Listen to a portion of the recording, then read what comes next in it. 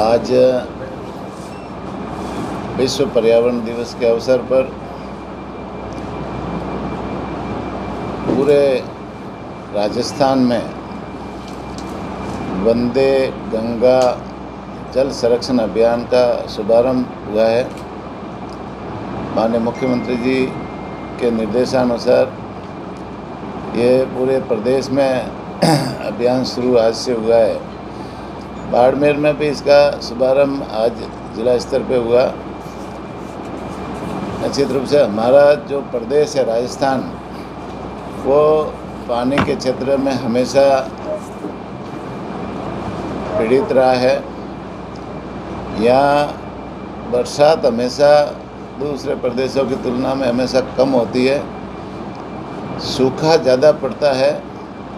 इस कारण से ये पानी के क्षेत्र में अभावग्रस्त हमेशा राजस्थान रहा है। निश्चित रूप से हम राजस्थान वासियों को और विशेष रूप से बाड़मेर, जैसलमेर और बालोतरा जैसे ज़िले हैं जो बॉर्डर पे है, उनको पानी के मामले में जैसे बहुत बड़ा अनुभव है।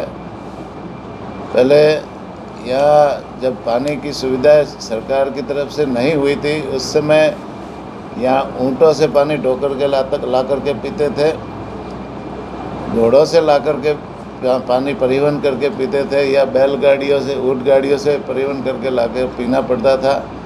तो लंबे समय तक इन सीमावर्ती ज़िलों में पानी के क्षेत्र में बहुत कमी रही।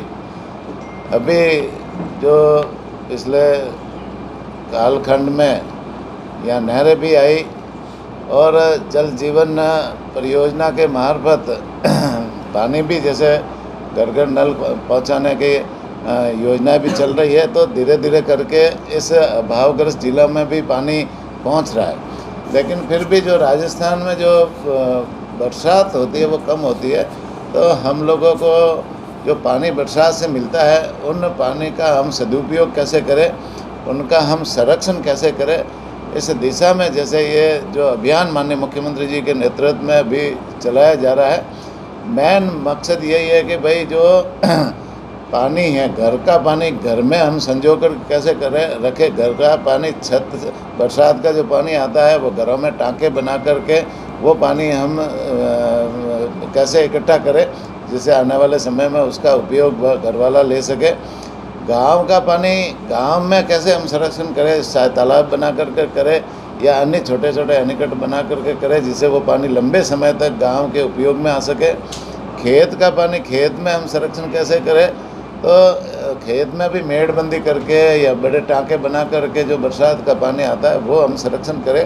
तो निश्चित रूप से घर का पानी घर में, खेत का पानी खेत में, गांव का पानी गांव में, ये हम लोग सब मिल कर के करेंगे तो यहाँ जो पानी की समस्या है वो आधी समस्या का समाधान होगा। और जैसे जो जल स्तर है नीचे, आजकल जल का दोहन बहुत हो रहा है। कई हैंडपम्प, ट्यूबवेल खोदते हैं, गहरे खोद करके पानी हम लेते हैं, तो निश्चित रूप से जल का दोहन धरती से हो रहा है, तो वो जल स्तर भी इससे बढ़ेगा।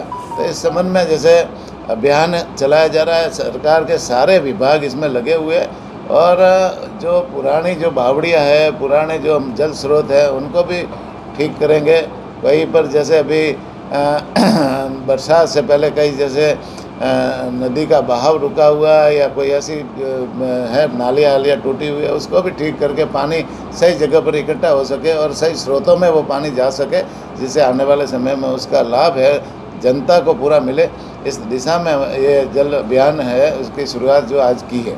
साथ ही साथ में पर्यावरण के क्षेत्र में हम कैसे और काम करें। भाई पेड़ों के हमारा जीवन में बहुत ही महत्वपूर्ण स्थान है। पेड़ और पौधों से हमें ऑक्सीजन मिलती है, पेड़ पौधों से हमें सब्जियां मिलती है, पेड़ पौधों से हमें साले फल फ्रूट मिलते हैं और बहुत सारी चीज़ें, जो लकड़ी भी मिलती है। और जब मनुष्य जीवन में जन्म लेता है, वहाँ से जब मृत्यु होती है, दाह संस्कार होता है, तब हर जगह मनुष्य के जीवन में लकड़ी की आवश्यकता रहती है। और सारे खाने पीने की सारी सामग्री हमें पेड़ पौधों से मिलती है। ऑक्सीजन, जिंदा रहने के लिए भी ऑक्सीजन पेड़ पौधों से मिलती है। तो इस दिशा में पेड़ों की जो महत्वपूर्ण जो हमें जीवन में आवश्यकता रहती है, पेड़ों की कटाई कई बार लोग कर लेते हैं, लेकिन उस पेड़ को काटने के बाद में उसके बदले जो पेड़ लगाने होते वो नहीं लगाते। इसलिए हम सब लोगों को सजग रहने की ज़रूरत है और हम ज़्यादा से ज़्यादा पेड़ लगाएं। एक पेड़ काटे तो उसके बदले 2 पेड़ लगाएं, तो निश्चित रूप से वो पेड़ों का है जो हमारा जो क्षतिपूर्ति होगी, तो आने वाले समय में पेड़ों की संख्या कम नहीं होगी। और हम पेड़ अपने माँ के नाम लगाए। पेड़ पिछले साल जो माननीय नरेंद्र मोदी जी के नेतृत्व में, माननीय भजनलाल जी के नेतृत्व में राजस्थान में जो अभियान चला था, एक पेड़ माँ के नाम, पिछले साल हमने सरकार ने जो अभियान चलाया उसमें 7 करोड़ से ज़्यादा पौधे लगाए थे। इस बार इस अभियान में हम 10 करोड़ से ज़्यादा का लक्ष्य रखा है, तो 10 करोड़ पौधे राजस्थान में, पूरे राजस्थान में लगाएंगे, जिससे जो पेड़ों की कमी जो प्रदेश में आई है वो धीरे धीरे करके बढ़ेगी। और पेड़ ज़्यादा लगेंगे तो ये सारी पूर्ति भी होगी, ऑक्सीजन की मात्रा भी बढ़ेगी, साथ ही साथ में बरसात भी ज़्यादा होगी। बरसात की जो कमी राजस्थान में रहती है वो पेड़ों की कमी के कारण रहती है। जहाँ पेड़ ज़्यादा होते हैं वहाँ बरसात भी ज़्यादा होती है, तो इसकी क्षतिपूर्ति भी होगी।